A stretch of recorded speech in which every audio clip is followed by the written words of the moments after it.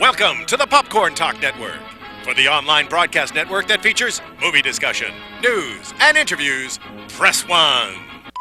Popcorn Talk. We talk movies. From the Popcorn Talk Network, the online broadcast network for movie talk, and the schmoes know, this is Meet the Movie Press, roundtable movie news and commentary from the industry's premier film journalists. Happy Friday. It is Force Welcome to Friday. the Popcorn Talk Network. And I hear stuff in my... What's happening? Oh, What's going on? It went away. Oh, okay. It went away, but that's okay. I'm a professional. I can move on. I can move on. Okay. Force Friday is here. Star Wars. Oh my God, that's funny. Hi, it's Meet the Movie Press on a Force Friday. That's right. You heard it twice at the opening. I am Mark Reilly, editor-in-chief of schmoesknow.com. Jeff Sneider, film reporter, TheWrap.com. Hey, Jeff. Good morning. Good morning. May the Force be with you. It is Force Friday. Oh, it's been with me, baby. I know. We're going to get into that. Jeff Sneider, no need for a guest. Jeff Sneider had a busy week, and I love it. You kept me busy. And I love that there was it was really. I'm always busy, Mark. I know you are.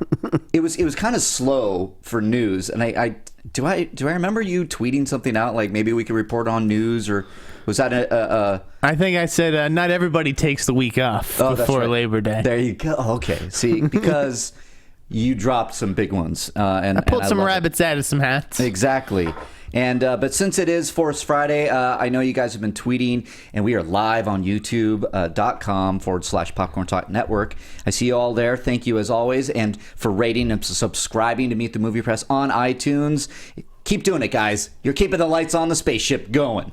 But it is Force Friday. Everybody went out and bought action figures. I see all my colleagues staying up late at night at Toys R Us. I thought you were going to buy me a toy. I thought you'd have like a gift for me this morning. I know. I don't have enough money to go out there and get Star Wars toys. I mean, these things... I remember when I was little, they were like $3. Now it's like just an action figure. They're like $40. Was anybody killed last night in action? I know. I have no idea. I heard it gets pretty rough out there. Yeah, it does. And I've been watching the Periscopes. And actually, I went to bed like a normal person. I didn't go out for Force Friday at midnight. I am jealous of you all that did go out there, but it's not really about toys. It's about news now. I've never been one of those people who's done anything where like I'm going to camp out overnight or like stand in line at midnight to be the first one. I can't do it. Unless it's like a movie. Yeah. I remember standing in line to see like X2.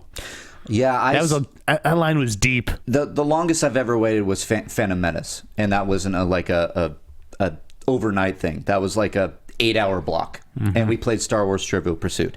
But that is beside the point. This is Meet the Movie Press on the Popcorn Talk Network, and we're going to talk news. And Jeff's yes. But we have to wish Jeremy Flores a happy birthday. Oh, Jeremy, happy birthday, dude! I see you on there. There you go. How about a birthday shout out? There you go, dude. Yeah, way to go. Wait, Gregory Castillo says someone got stabbed with a lightsaber last night. Is that true? Probably not, but that is funny. I'd believe it. I don't know what these toy lightsabers are capable of these days. Yeah, if you guys did Force Friday out there, is it like Black Friday? Are people just like the doors open and people just get the hell out of That's what I read yesterday. That they were expecting elbows to fly. Oh my God, you guys are crazy. I hope you bought me a Kylo Ren action figure though. But speaking of Star Wars, let's get right to it. Couple stories that you did. I know you dropped an exclusive of the names short list. We did some fun little short lists considering it was a slow week. It was, but it was for episode 8, and there's a lot of chatter out there about who this person is. It's a strong female character, from what I've heard. Yeah, I've heard rumblings. GeekNation.com dropped is it Han Solo? They speculated because one of their sources. Han Solo's daughter. You mean? Sorry, yeah. Yeah, it's not a Caitlyn Jenner situation here. It's a Han Solo's daughter. That's what I meant to say. And then also in the Star Wars bits, Benicio Del Toro is walking around confirming that he's in Episode 8 as well. Look at that. The sun's just shining on Sneider. I know. This is great. So take it away. So the Benicio thing, I'm glad that worked out. Me too. As a fan, I'm glad. I mean, that guy is just bitchin'. Yeah, he's perfect for. And it sounds like he actually grew up watching the Star Wars movies. Yeah. And he'll be like a villain. I love how that was all the articles that I read yesterday. Like a villain, what does that mean? Yeah. I mean, just add one qualifier in there, and everybody's like, it's truly unbelievable. He's a bounty hunter. He could play for both sides. No. He's a Sith Lord. No. He's a rebel. I think he's Jabba the Hutt's son, personally. That fell flat. I'm sorry, I was looking at that. I got distracted by the chat. That's why I can't have the chat open, because I just need to do my thing. I know. I have to. So, yes, the short list. We said it was Gina Rodriguez from Jane the Virgin, who just won a Golden Globe. It's crazy. Tatiana Maslany from Orphan Black. A very familiar name that was up for Rogue One. That was certainly the speculation. And Olivia Cooke, the star of Me and Earl and the Dying Girl, which won both the Audience Award and the Jury Prize at Sundance. And she's also on Bates Motel. So it's a pretty good list. Listen, I'm sure that there are other girls in the mix. I'm sure that there are maybe girls who maybe aren't nearly as well known. I mean, if you look at Star Wars, it's already shown it has that track record. Yeah. Daisy Ridley came out of nowhere, and the girl who was speculated to sort of have Daisy's role, Maisie Richardson Sellers. Remember that day? That was a fun day. She is in the movie.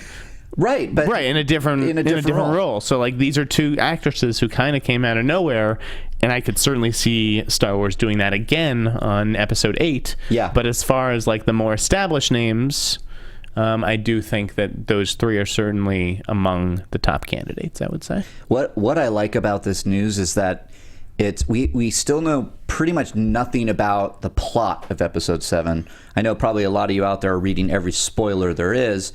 And as Ken Knapsack said last night, if you tweet at me with anything, I will destroy you. I do not want to know any of the spoilers for Episode 7. But what I love, just not knowing anything, Episode 8 seems to be recruiting a bunch of cool people. And just that the cast is getting bigger.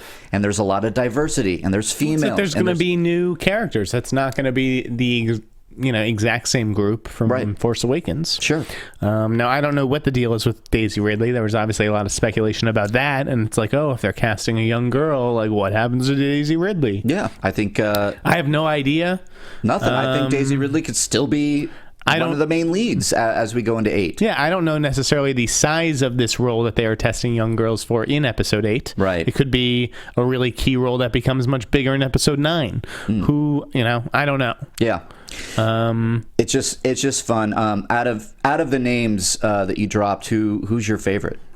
I mean, honestly, from what I've talked to people this week, and most I think would like to see someone like Tatiana. Yeah. I don't watch Orphan Black, so I don't have a real history with Tatiana. Yeah.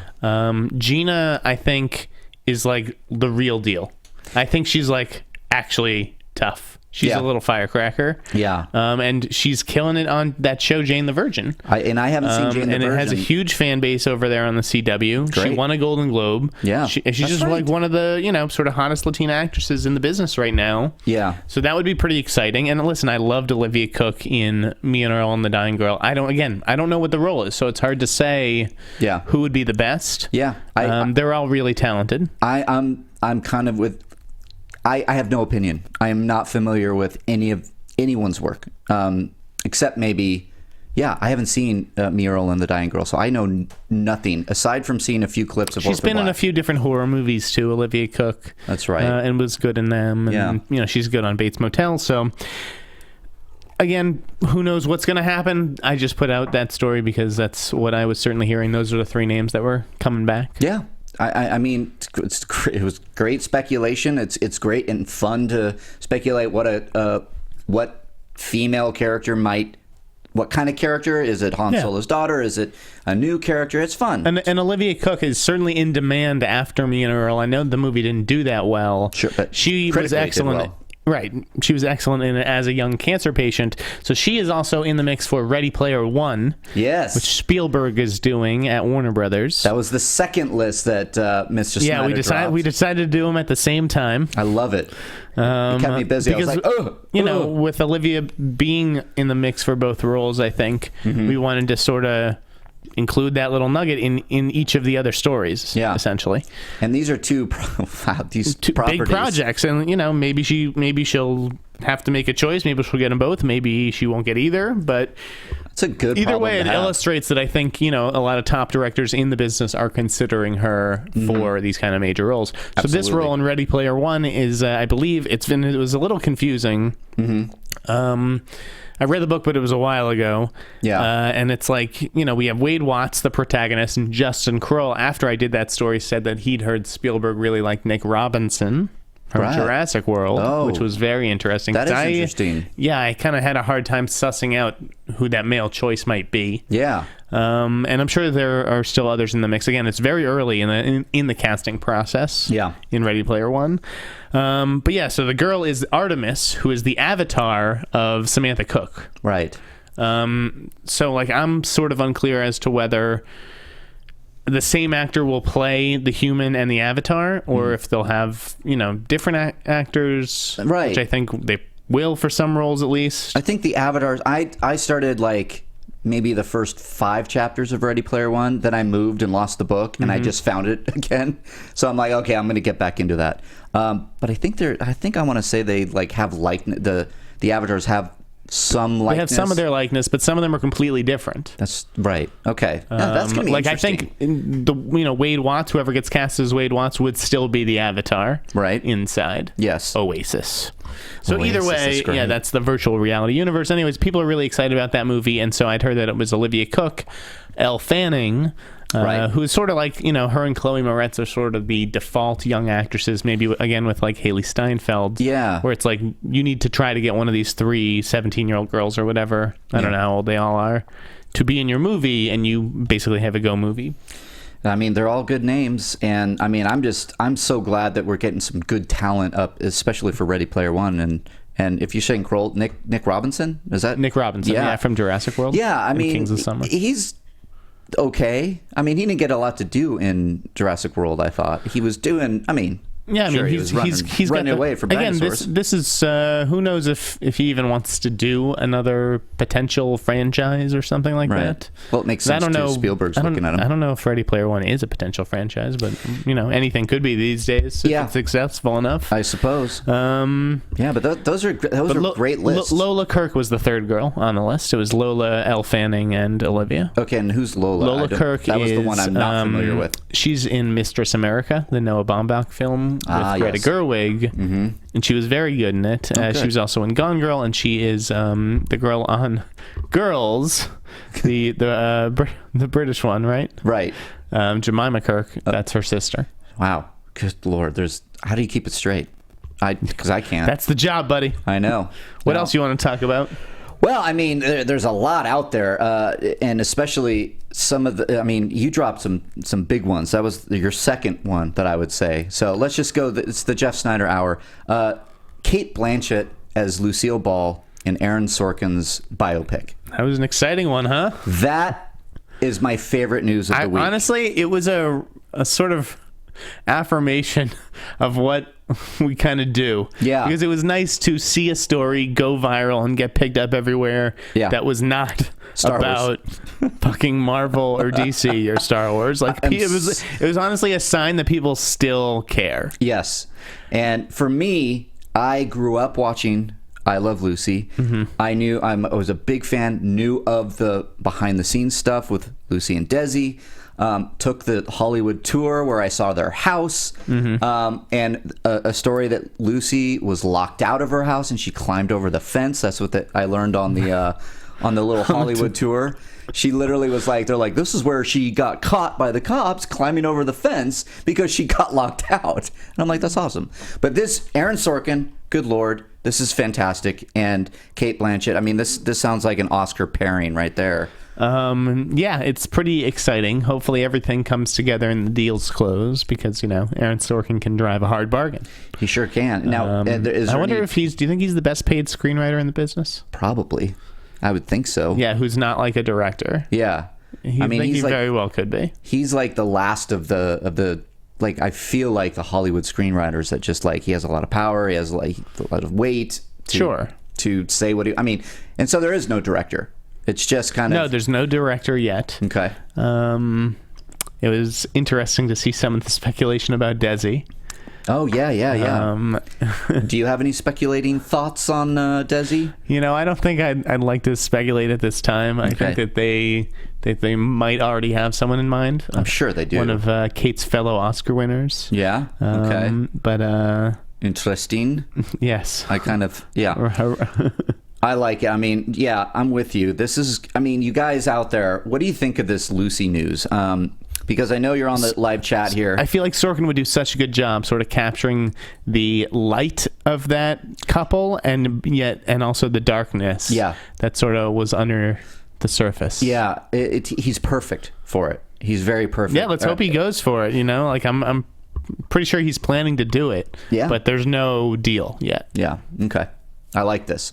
This is good speculating talk here. Are you guys listening? This is fun. What do you guys think? You're out there, and I see... Where'd it go? You see Lucy... Wait, I want to get it. I love Lucy. I don't know what that says. Didn't see that Lucille Ball film coming. Nobody did. I used to watch Lucy with my mom, Yeah. I think it's pretty cool casting. I think Kate did a great job as Katharine Hepburn. And she can sort of, play... the Hollywood legend. She's able to fill those big shoes. Absolutely. She's going to bring some great stuff. And I mean, yeah, that you'd mentioned there's going to be the humor there, but that underlaying there's drama in that. And I can't wait. Yeah. And the kids were there to, sort of see everything, and they are producers on the film. Yeah. Let's hopefully they don't sort of make it too glossy and reverential. Right. Which Straight Outta Compton was certainly accused of being. Yeah, I can see that, even though I loved it. But I think as far as I understand it, it'll be a sort of warts and all portrayal. I hope. But again, this is several years away, so we'll see. Well, that was my favorite of the week, and yeah, you were busy, man. I mean, it was a little slow out there. A lot of Star Wars talk, obviously, because of Force Friday coming up, and then it was like Lucille Ball, and I mean, everybody's sort of prepping for Toronto, right? I did an interview with an executive over at Walden Media, which is one of the companies behind Everest, and for Narnia. our sort of office with a view. Right. They're actually no longer involved in Narnia. Yeah, I know. They got. I think they. It's just all like Mark Gordon now. Right. Well, Narnia is not really going to be made anymore, right? I hope They're still trying to get another one off the ground. Yeah. All right. That's fine. Geez, what else have I been up to? I got a fun interview coming up with the guys who wrote Neighbors. Oh, cool. And they are about to start production on The House, the movie with Will Ferrell and Amy Poehler. Right. And they start a casino sort of in the suburban neighborhood. That's right. That's fun. Well, going with that, you said Will Ferrell. Yeah. Yeah. The other news was Josh Gad joining Will Ferrell. Oh, that's right. And, that's good. As Roger Ebert. I like that. Yeah. I mean, we sort of wrote about that months ago. Yeah. That's right. I was wondering where it came out because I knew Josh Gad was Ebert. It was like basically the producer had said, we want Josh Gad to Jeff Wells, and Jeff Wells published it. Okay. And then I sort of looked into it and sort of just made sure that the interest was kind of mutual. Mm-hmm. And from what I understood, it was. Yeah. And so, we wrote it up months ago, and none of the other trades did. So I don't know if they were so surprised. No, it's not about crediting. I didn't care about that. Yeah. I was just surprised that they thought it was, really new news. Yeah. Because it felt like I always just assumed it was going to be him after that came out. I did too. And then I did kind of the double take where he was, the news was like they said that he checked with Roger Ebert's wife. Oh, he got Chaz's approval. He got to, approval. Actually. Yeah. She's awesome. She is. God, that, what's the documentary? It's Life Itself. Life Itself. Amazing. So brilliant. Sad, but just so good. And I mean, good Lord. So I'm glad Chaz gave the okay to Josh Gad and Will Ferrell. And this is like a comedy about Roger Ebert's time writing in the Valley of the Dolls. No. Is it beyond the Valley of the Dolls? Beyond the Valley of the Dolls? Something like that. I know it's that. Or is it just the Valley of the Dolls? In the Valley of the Dolls. I don't know. But it's nice to see. I love that history of Roger Ebert. Everybody knows him from Siskel and Ebert. And then he was a wild and crazy guy.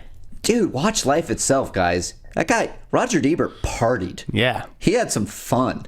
He would go out there to the Cannes Film Festival, and he loved his women. I mean, I that was surprising to me. The ladies loved his thumbs. Yeah. Like, show me a thumb, Raj. He would just, So that was very cool news. I'm glad to see it happening. I think it's a great... Yeah, Winterbottom directing. Yeah. He could be perfect for the sort of tone that I imagine this movie's going for. So... Yeah, there's some good news I out dig there. it. I really like Josh Gad. Mm-hmm. Me too. He's great. So, guys, what do you think out there? I think what we should do is maybe take some calls. Sure, we can go to the calls. I want to take some calls. We're not going to take them the rest of the show, though, are we? No. I think we should just start taking some calls. Do like 20 minutes, 15, 20 minutes. Yeah, and what do you guys want to talk about? Ask us. I'm gonna couch it in hopeful news break. And my tweet's not going out. There it went. Okay. Nice. So, guys, I just tweeted out. If you're on the live chat, I just tweeted out the number. Check it out. Give us a call. What do you want to talk about this week? I know there's big Star Wars news. I think I'll start with, because I'm getting a lot of questions and we can get some calls and go into it. Marvel, I didn't really feel like it was a shakeup as much. It was just like, okay, everything's fine now. Feige is going directly to Disney and bypassing that Ike guy. I know. Listen, everyone sort of made like this huge deal out of it. Like, let me tell you, the moviegoer, are not really going to feel that impact whatsoever. This was like a very kind of inside baseball thing. Mm-hmm. I didn't really feel like it was a shakeup when, everyone at the company in the morning is still there at night. Mm-hmm. It's just basically a guy is reporting to a different guy. Right. Do I think that they will be less frugal? Yes. Yeah. So that, if that's how if it affects anything, that's what it may affect, is that Marvel will start to get their first choice, because they'll be able to sort of back up the Brinks truck now. Okay, good. And I looked more into the creative committee being disbanded. Which is more of, like, I've heard there was little things here and there that they would be very nitpicky. Their notes would be late.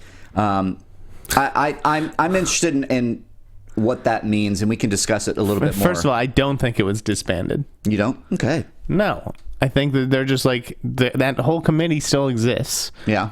And they just aren't as involved in the decisions. There you go. Or like, it's like it's been disbanded. Like, we will no longer have meetings, the 6 or 7 of us. I know, right?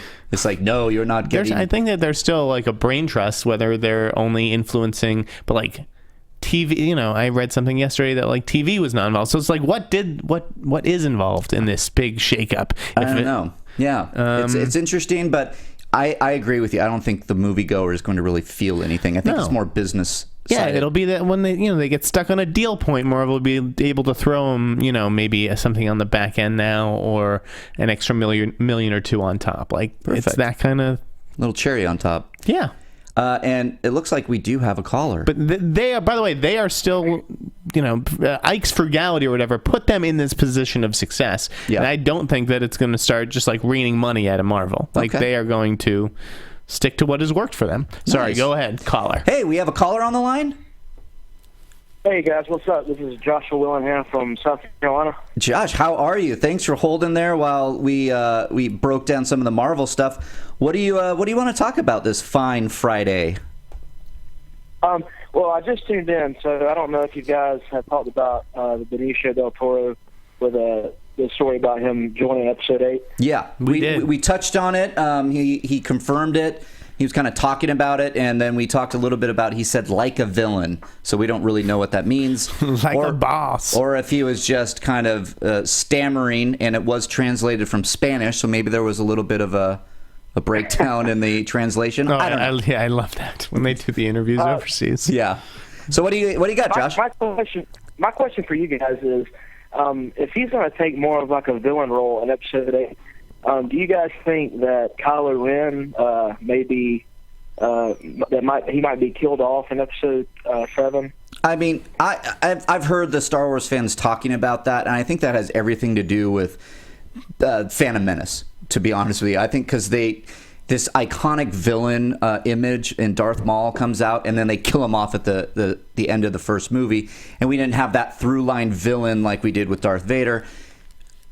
The answer is I don't know. I mean, the answer is I hope not. And I guess it'll depend on the creatives behind the curtain, and I also think that Benicio del Toro could be anything. We don't know. He could be a bounty hunter. He could be a bad Imperial. He could be whatever. The trend in recent blockbuster filmmaking, I feel, has been like to introduce one villain or, multiple villains per movie, but they all get dealt with in that movie. It's not like you saw Spider-Man or even Batman's villains return, really. I mean, Scarecrow was actually in all three movies? Yeah, he was. But in general, the villain is defeated. We want to see the hero win. Yeah. And so listen, I don't know.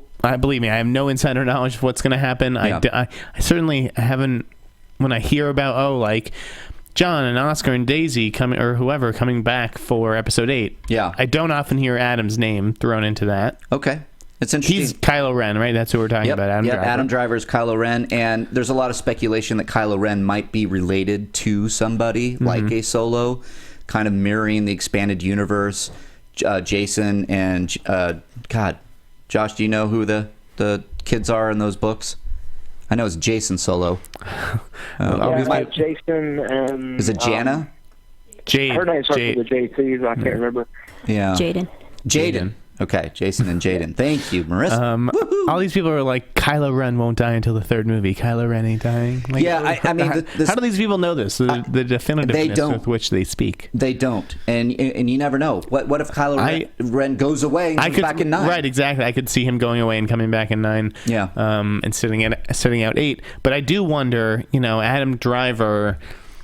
Is this a role that he wants to keep playing, or is he that kind of guy who wants to sign up for multiple movies, or is he like, just give me one cool, badass arc and then kill me? Yeah, could be. So Josh, really, it could go any way till Sunday. Who knows? But personally, I like Adam Driver as an actor, and depending on his performance, he's so interesting. I would love to see him throughout the trilogy, but who knows? So thanks for calling, dude. Appreciate it.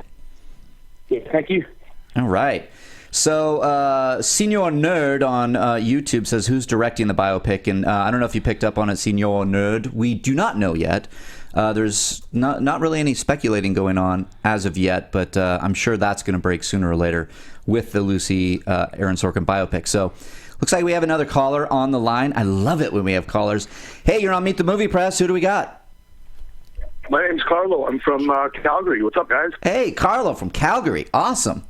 How are you today? Not too bad. Good Friday morning. How about you guys? Doing good? Doing good, thanks. Awesome. So what do you want to talk about, man? I wanted to ask you guys. Yeah. I wanted to ask you guys. Sorry to interrupt. I wanted to ask you guys about Vin Diesel. So we know that he's going to be in XXX3. Right. He's doing the Witch Hunter movie. Right. And he's had huge success with Furious 7, Guardians of the Galaxy, with... I think there's rumors that he might be Black Bolt in Humans, but right.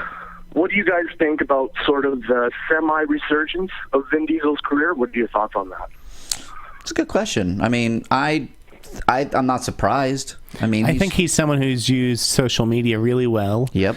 That's where that XXX thing came from, right? For, this may be insensitive, but for better or worse, he is now the face of the Fast and Furious franchise due to the unfortunate death of Paul Walker. Yep. I don't know that Vin Diesel is going to open his own movies. I'd be very curious to see how Last Witch Hunter performs. I'm very curious to see who ends up making XXX3 with him, because it's not really at a studio. It felt like it's at Revolution has those rights, but Revolution doesn't really exist. Yeah, I'm not. It was confusing. Yeah. No studio was standing up being like, yes, we're making XXX3 this December. I'll put it that way. I think you going to the social media thing that he uses it very well. He did that with Marvel, kind of like he just kept talking about Marvel, and I think then the fans react, and it could it, in your opinion, Jeff, could it sway the filmmakers? Maybe that XXX was dropped as a hint from Vin Diesel and the. I think that when does Last Witch Hunter come out? It's soon, isn't it? But it's not that soon, is it? Is it this fall? I thought it was this fall. I'm gonna look it up. Hey, 1 second. Yeah, do you know? Oh man, sorry, I forgot your name, dude. My name's Carlos. Sorry. Carlos. Yeah, have you heard anything? from Canada. It's October. So we say sorry a lot. It is October 23rd. Okay. So I think that movie will come out, and then we'll see how real XXX3 is. And yeah, Carlo, my opinion is I'm a little worried that, I mean, sure, Vin Diesel was Groot, did the voice of Groot. Mm-hmm. I would argue that was more of Marvel getting those butts in the seat, not Vin Diesel and his voice. Oh, absolutely. Just sort of like the sort of building success, like Vin Diesel sort of getting back in these action flicks is more what I'm getting at. Oh yeah, no, he can definitely do action. Yes. Yeah, obviously. I'm just obviously with the Fast and Furious franchise. I just don't know if he can do past that, to be honest with you. I don't know. I mean, I don't want to see Triple X. I just don't know if he works better in an ensemble than on his own. When he has to carry everything. Here's the other sort of tip of the iceberg for that question. Is he better as an action star, like in those types of movies? Like, we all wanted to see The Rock when he was coming out of wrestling to be sort of the next Arnold, be that action guy, but we never really got that. With Vin Diesel, it's kind of been that same up and down roller coaster, but now it seems like he's finally sliding into his action roles. Yeah. I mean, I think Jeff is right on the money. I think The Last Witch Hunter is going to come out, and that's going to be a good litmus test if he can carry a movie. Exactly. Officially carry a movie just with him. I'll put it, he's how old is Vin? He's getting up there. I don't know. Because, I mean, you can argue that Riddick came out and it didn't do as well, I think, as people wanted it to do, or at least the studio. Exactly, and the thing is, I can't really imagine XXX3 doing that well either. I can't for some reason. Yeah. Here's the thing about Vin Diesel: he's actually a pretty good actor. Yeah. But not so much in the action stuff. Like my favorite performances of his: look at Saving Private Ryan, look at Boiler Room. Yes. Even something like Find Me Guilty. None of these are action movies. But he demonstrates real range and creativity. Yeah, actually. Yeah. Bob's like, drop this Vin discussion. Yeah, let's move on from Vin Diesel. Okay, we're moving on. Thanks, cool. Carlo. Appreciate it. Thanks, guys. Have a good day. Good weekend. Good luck in the Schmodown, Riley. Thanks, dude. Yeah, Riley. I know, Jeff. I'm sorry. Riley. I wish you would have been in it. It's not even a real Schmodown. It's not. I agree. All right, we have another caller calling in. You're on Meet the Movie Press. Who do we got? Nick from Phoenix. Hey, Nick from Phoenix. How are you? I'm doing good. How are you guys? Doing well. What do you want to talk about? I want to talk about Mark Ruffalo's interview where he talked about why the Hulk's not going to be in Civil War.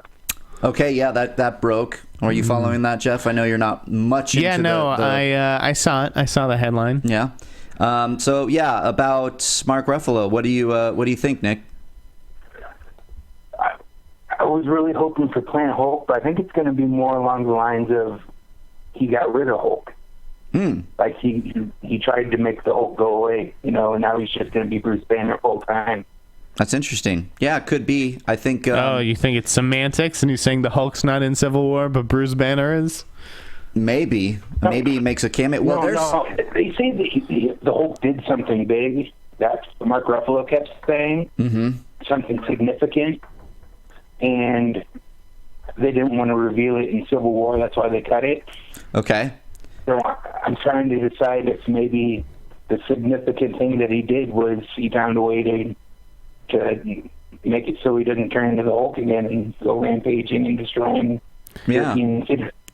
I like that speculation. I think when I thought about it when it came out, I was like, I just think, I don't know. I thought somewhat of the rights that Hulk still kind of is over at Universal, but then I don't know if you're smiling, Jeff. You don't want to be talking about I'm like, this is a fucking ludicrous discussion. What the fuck are we talking about here? Talking about a Hulk here. Whether the Hulk is in Civil, you know what? If he's in, who knows? I mean, fuck. Yeah, he could be in the credit sequence, the Stinger. I don't know. Yeah, I think we're talking about. I think it's either Mark Ruffalo being told, "Don't say anything. We have plans for Hulk." This is Marvel. Who knows what's going on? I think at the end of the day, it's Civil War is like jam-packed with 1 million superheroes already. I think not having the Hulk in there is actually a good thing. My 2 cents. That's all. So thanks. I agree. Well, but we'll find out. I'm sure they have something planned because Avengers Infinity War is going to be coming hot on those heels. So let's someone in the chat suggested let's talk about the Bond stuff. Yes, let's do that. So do we have any calls about Bond specifically? Well, we don't know. So why don't we let's cool it on the calls right now. And thank you guys for calling in, and thank you, Nick, for calling in about the Hulk. We'll see what happens. We'll take more calls in a bit, but so we have to get to this Bond discussion. Let's get to the Bond discussion because Idris Elba is too street for. Well, according James to Bond. the latest author of the series or something? Yeah. Idris Elba's too street, apparently. Mm-hmm. I'm sure he would like to have that one back. Yes, guy. he did. He did apologize. He did come out. I don't think anybody really paid attention. No one, exactly. That's the thing. No one, the apology tweets never out gets. this. You know it's serious when they screenshot their long diatribe and then. Meanwhile, how many fucking articles are there about some odds maker overseas making some random British dude James Bond? Yeah, like odds makers know something that we don't. Exactly. Well, I just want your opinion, or if you've heard anything. Is it? I don't remember. Is it Daniel Craig's last outing as Bond? Who knows? Yeah, I think it. I mean, I think you. This one? Yeah, Spectre, being the only the last time. I thought there was one more. No, I thought there was too. Yeah, I don't know. I don't think anybody's talking about this as his last film. Yeah, see, I think it's a little premature to be, and no offense to Idris Elba, but is it Idris? Yeah. I always forget how to pronounce his name. I'm like JTE. No offense to Idris Elba, but it's like, come on, let's actually just enjoy the Bonds we have right now. And I love the idea of an African American Bond. I don't think you can be. I've always thought of James Bond in my head is that it's like this code name. I think that Idris Elba is like can definitely pull off like dashing and elegant. Hell yeah. I don't know where the two street came out of. Other than complete blatant racism. But I absolutely think he could pull it off. I think Chiwetel Ejiofor could pull it off. Okay. Yes, I would like to see an African-American Bond. However, according to some Irish guy, Irish gambler, Tom Hardy is the new James Bond, and he's willing to put a bunch of money on it. Yeah, no, and then I even heard Hugh Jackman, and I'm like, oh, geez. Dude, Hugh Jackman is definitely not going to be the next Bond. No, he won't. I mean, look, he's Wolverine. Tom Hardy would be cool, but like, I don't want to see him. He's more of like a brute, kind of like, I don't know that. Yeah. I don't know that I want to see. He's a Tom villain Hardy in Bond. Squeezed into like a tux. Yeah. No, Tom Hardy would be a villain in the Bond world. I mean, that would be cool. Yeah, I think that would be great. Bond meets his physical match. Exactly, and then he's breaks his back. No, wait, that's Batman. I thought it was funny that this guy said it, and then it started a conversation about who's going to be Bond. That's essentially what it did. It just comes out and everybody starts talking about who's the next Bond. Somebody said, "I missed you, dude," in the chat room on YouTube, said that he heard Daniel Craig said it might be his last. I don't know. That's to me negotiation. Yeah, I don't know. I didn't see that quote. But that was just interesting. Someone said talk about Spielberg's superhero comments. I was just going there because I wanted your opinion on this. First of all, Steven Spielberg is always right. Yes. If you guys think that 50 years from now we're still going to be watching as many superheroes as we are right now, you're fucking insane. Right. He's I think you're thinking a little too like immediately in the future. Right. Steven is thinking a little bit further out. Yeah, because he compares superhero movies to westerns. Now, the western has not gone away in our world. It's just but it's just not as frequent. They used to be a new western every week. Yeah. That's exactly or every right. month. Yeah, and I completely agree with him that superheroes will not. They are going away eventually. Yeah, it may be 2030 or 2040. Right. Since they're already planned until 2021, something like that. Yeah, guys. I mean, eventually, the movie business moves in cycles. Yeah, I think it's ignorant to deny that, and I'm sure superheroes are going to be popular for a long time, but it's not. Yeah. You know, these are not the only stories out there. I think we were having a discussion last night on the main show, and it was brought up, like, I think the way the superhero movies are told or written will change, but that it won't go away. Everything is, always evolving. Yeah. And people really reacted to this news like, oh, Spielberg is saying they're going to go away. And it's like, no, it's just going to be, like you said, there's going to be just less of them. I mean, there is a fatigue. I don't understand how you can think that there isn't. I know the box office may not necessarily indicate it, but you can just tell, like, people like Emma Thompson coming out this week or whatever and being like, when is enough? And there will be a pushback. I mean, all of you guys are going to get older and your taste will change. Trust me, mine did too. Mm-hmm. Too. I mean, these aren't always going to be the coolest movies that you're the most excited to see. Trust me. Yeah. I agree. I think, but guys, not to worry, that all of you in the chat room, they're not gonna go away tomorrow. They're not gonna go away until 2020. I mean, come on. I don't think that they're even going away then. Yeah, they're not. But I think by 2030, there could be a real shift. Sooner or later, Marvel's going to run out of the actors that are making it popular. Even DC is going to run out. But there are always new actors. That's the great thing about Hollywood. It's like... Yeah. So, do you think after Marvel gets done... I just don't think it's, like, fair to call Steven, like, a lunatic. Like, he's been around to see the tides turn and the tastes change. Yeah. So... Speaking of Spielberg, I want your opinion on this. So, Dreamworks is... potentially going to Universal, right? Mm-hmm. And then because of that, all of a sudden, I started reading these headlines. I did not cover it because I thought it was bullshit. And that's, they're going to reboot Jaws and Back to the Future. What do you think about that? I mean, could happen. Do I think it'll happen eventually? Potentially. Yeah. I think or there will be new chapters, sort of like a la Jurassic World. So it's not like a total reboot. That would be fine. That would be fine. Yeah, there's some continuity there. So Michael J. Fox passing down a hoverboard to his kid or something. I don't know. I gave Cobster on the main show a little bit of shit one time when we were co-hosting, because he brought up an idea for a Back to the Future 4, not really a reboot, but kind of a. But first he said reboot, and I kicked him in the butt. I was like, no, get out of here, because I wouldn't like it. But Jaws is my jam. It's one of my favorite movies all time. I do not want to see it remade at all. I think it will be. Yeah. To me, that's the title that just screams remake. Yeah. But honestly, I think that Spielberg would do it himself. Really?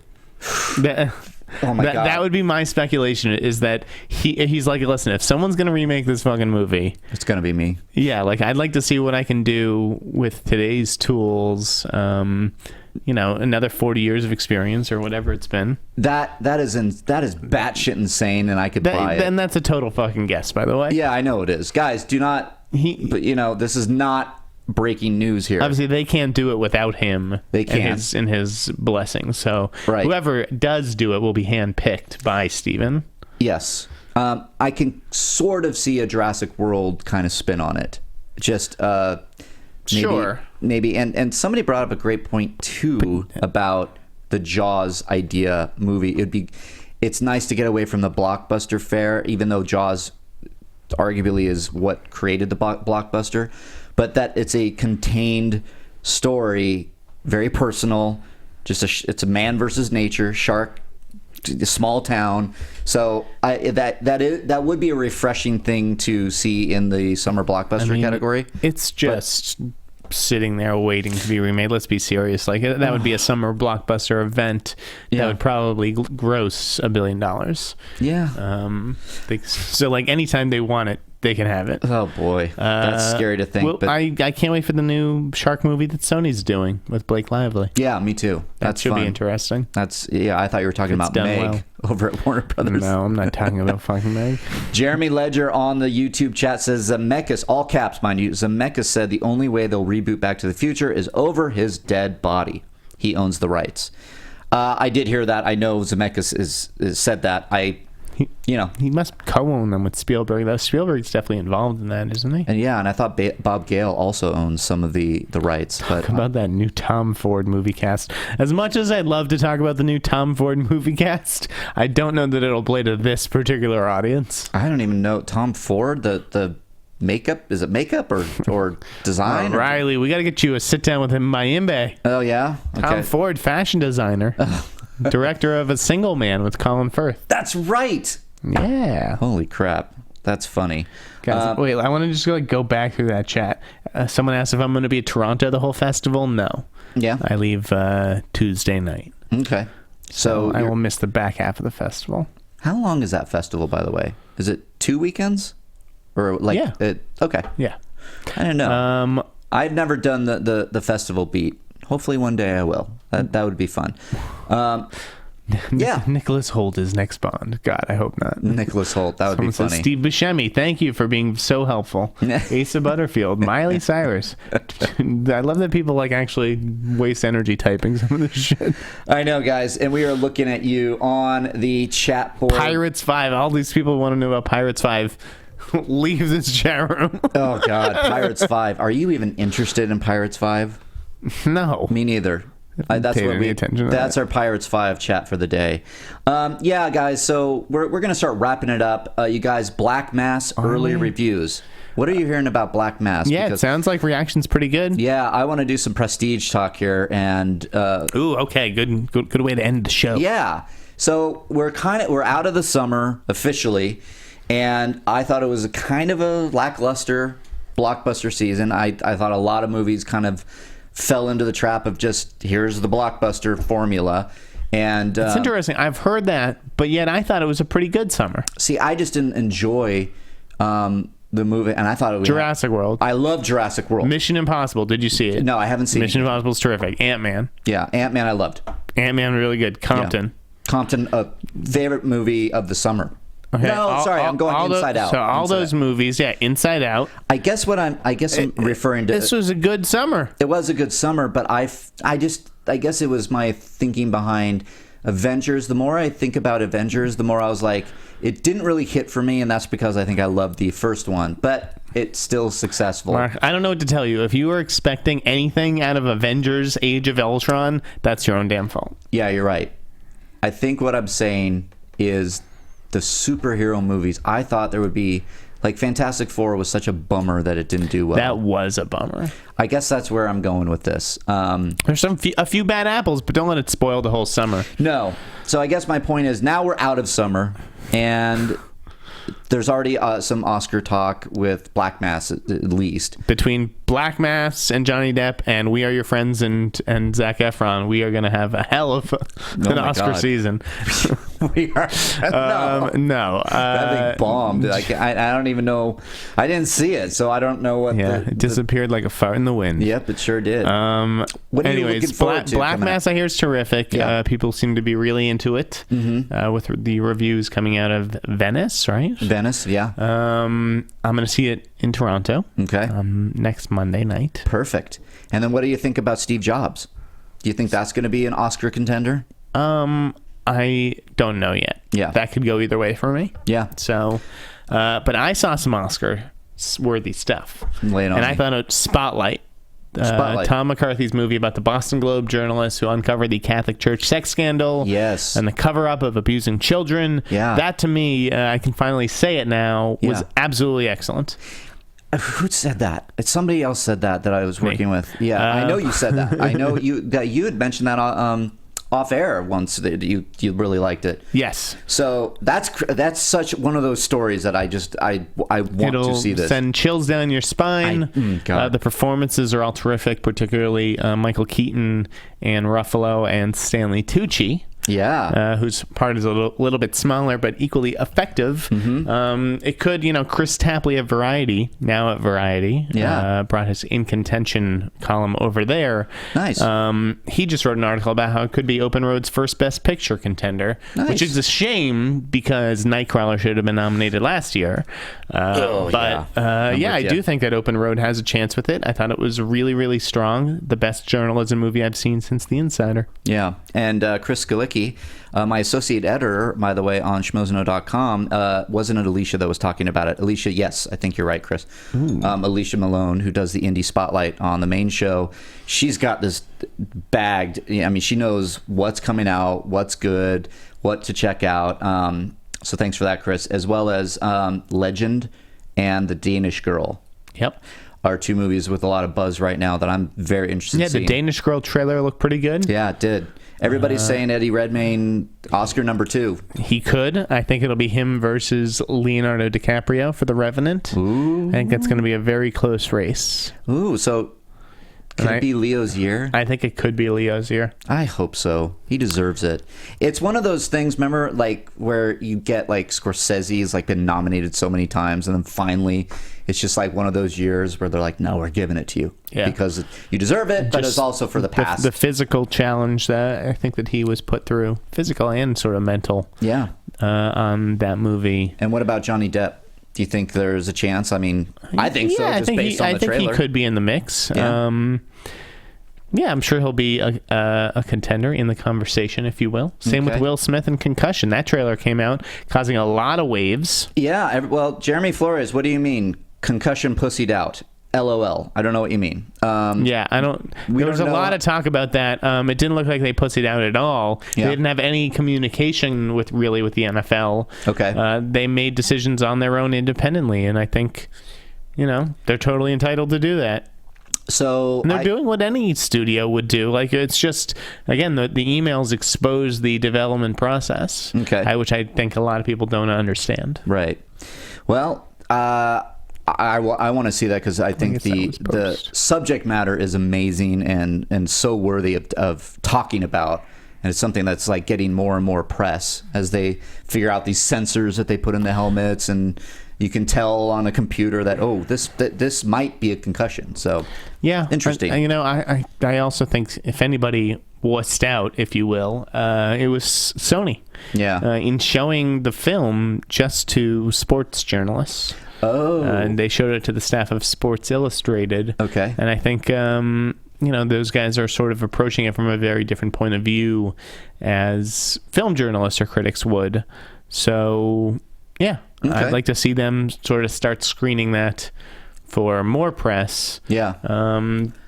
We'll see. Because it's about a movie and how that stuff fits into the narrative and the story that they're actually trying to tell. Let's end it on this because I'm interested in your thoughts. Idris Elba for Beasts. Beasts of No Nation. Beasts of No Nation over on Netflix. That would be more of a supporting nomination, as I understand it. That's what I've heard. Totally possible. Okay, so do you think this is a new kind of like if he gets even a supporting nod for a Netflix movie, then the game is just it's on.